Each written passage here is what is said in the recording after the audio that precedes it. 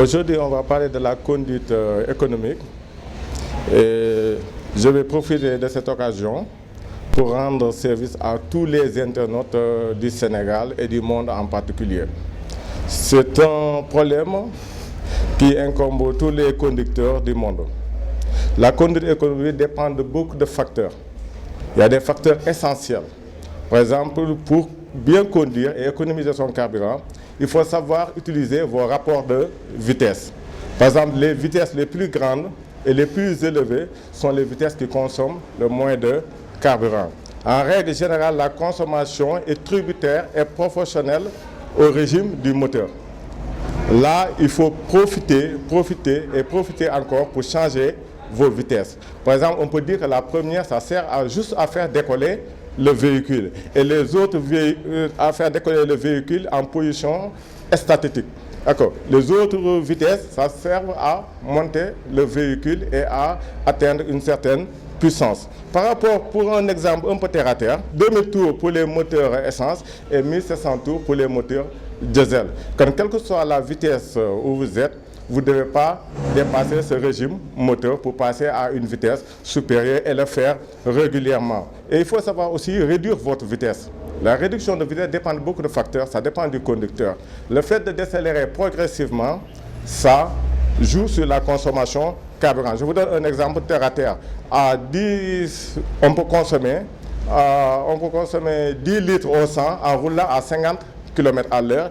Et pareillement, on peut consommer à 125 km à l'heure 16 litres au 100. Et c'est proportionnel suivant la puissance du véhicule qu'on a entre les mains. Il faut savoir juste réduire sa vitesse. Si c'est les véhicules à diesel, il faut chauffer. Si c'est les véhicules à essence, on peut allumer directement. Et à partir de là, on allume la voiture.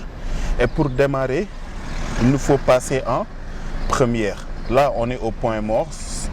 C'est là où il n'y a pas de vitesse. Et à partir de là, on passe en première. Car la première sert toujours à démarrer la voiture. N'est-ce pas? À partir de là, on pose le clignotant à gauche pour montrer notre intention de sortie. Et ensuite, on fait descendre le frein à main. Maintenant, on montre l'intention de sortie tout en soulevant progressivement sur l'embrayage et tourner le volant. Et à partir de là, rien n'est devant nous, on accélère. Accélérer progressivement et écouter le régime du moteur, car le code nous dit que la première sert à démarrer une voiture. On ne peut pas rouler à plus de 10 mètres avec la première. N'est-ce pas? Là, il y a un obstacle devant, donc on est obligé d'arrêter notre voiture et ensuite de redémarrer. D'accord. Là, on accélère pour la première. Là, on est à 1700 tours de compteur et on passe en deuxième. La deuxième a lancé la voiture, nous dit le code. On ne peut pas rouler à plus de 100 mètres avec la deuxième. N'est-ce pas? Donc là, nous venons de faire 70-80 mètres. On fait les 2000 tours de compteur et on passe en troisième. Car la circulation normale doit s'effectuer avec la troisième. D'accord. Là, nous consommons moins de carburant. La voiture est au régime stable. À l'intersection, vu qu'on n'a pas la priorité ici, on demande de céder le passage. Et pour céder un passage, on ralentit, on cède à gauche et à droite. Là, la voiture ne vient pas, on avance.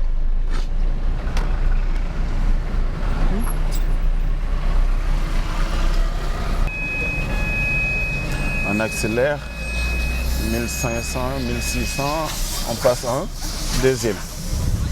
La deuxième a lancé la voiture. Là, on est à 1800, 2000 tours de compteur, on passe en troisième. Et par rapport à la consommation, là, on peut aussi diminuer la consommation du carburant tout en fermant les vitres de la voiture. Donc là, on consomme moins de carburant par rapport à tout à l'heure. Si on fait descendre aussi les vitres, c'est-à-dire que la consommation n'est pas trop exagérée, mais quand même il y a plus de consommation par rapport à lorsqu'on ferme les vitres de la voiture. Alors, pour rétrograder, c'est ce qu'on appelle le frein moteur. Parce que là, nous allons aborder une intersection. Et l'intersection nous dit qu'on n'a pas la priorité. Donc, lorsqu'on diminue l'allure de la voiture, on doit diminuer de vitesse. À partir de là, on touche légèrement et progressivement sur le frein. On appuie à fond sur l'embrayage, on passe en deuxième. Alors, l'allure, à partir de là, doit correspondre avec la vitesse avec laquelle nous roulons. N'est-ce pas? Donc, c'est ce qu'on appelle le frein moteur. N'est-ce pas?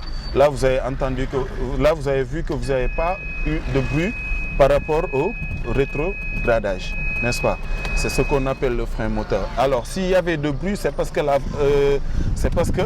l'allure ne correspondait plus avec la vitesse. Sur un autre point focal, évitez le frein moteur brusque.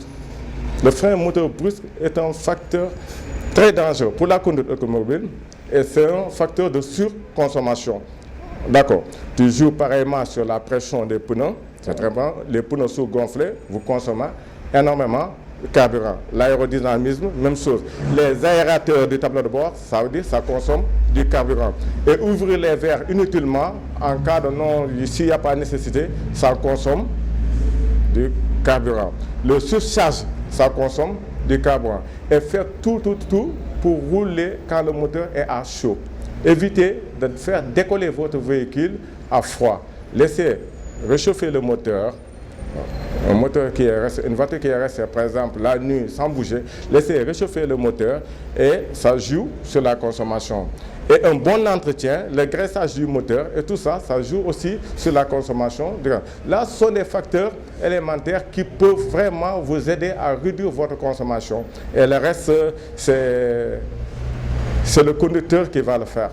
Ça dépend du conducteur. Plus le conducteur est nerveux, plus qu'il consomme du carburant. Puisque le conducteur roule doucement et vraiment il est plus calme, là, la consommation du carburant va y jouer. Et c'est ça, ce sont les facteurs élémentaires de la consommation du carburant encore.